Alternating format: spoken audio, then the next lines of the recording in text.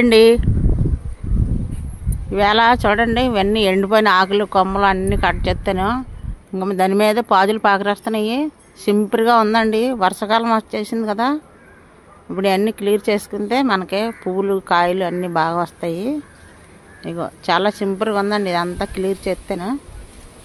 ఇదిగో ఎండిపోయిన ఆకులు అన్నీ కట్ చేసేస్తాను ముందు. చూసారా, ఇదంతా కట్ చేసుకున్నాం అనుకో నీట్గా ఉంటుంది. ఇదంతా ఇగో ఈ ఎండిపోయిన ఇవన్నీ ఇగో చూసారా, ఇవన్నీ తీసామనుకో మనకి నీట్గా ఉంటుంది. ఇవన్నీ ఇగో ఎండిపోయిన ఆకులు కొమ్మలు ఇగో చూడండి, ఇవన్నీ తీసాను. ఇదిగో ఇదంతా తుడితే ఎండిపోయి అన్నీ తీస్తాను.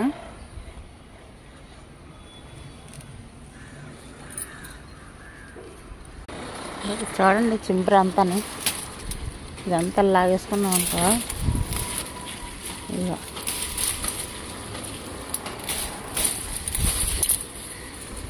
ఇదంతా ఇలా తీసేయాలి. మీదనే పాజులు పాకరని మళ్ళీ కొత్త పాజులు పెట్టాను. తీయకుండానే వాటిల్లోనే పెట్టాను, వస్తాయా రావని. వచ్చేయండి. ఇంకా చెమ్మకాయలు చూసారా,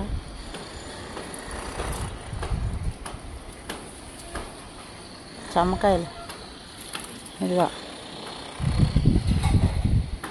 పెద్ద కాయలు వచ్చాయి చెమ్మకాయలు. ఇంకా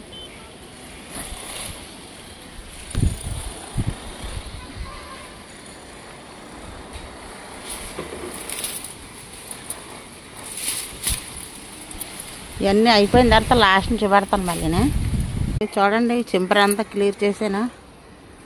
ఇదంతానే ఇంకా పచ్చగుండి ఇవన్నీ వదిలేసి ఇవన్నీ కట్ చేసాను. ఇక ఎండిపోయిన ఆకులు కొమ్మలు అన్నీ కట్ చేసాను. ఇక్కడ ఉన్నాయి ఇవి కూడా కట్ చేసిన తర్వాత అప్పుడు కనపడినంత మట్టుకి క్లియర్ చేశానండి. ఎంత నీట్గాని. ఇక ఇవాళ అక్కడన్నా ఇంకా కాయలు చూడండి, ఇక ఇవాళ కాయలు ఇది పొడవు బీరకాయలు ఇదంతా దగ్గర పోతుడుద్దాం.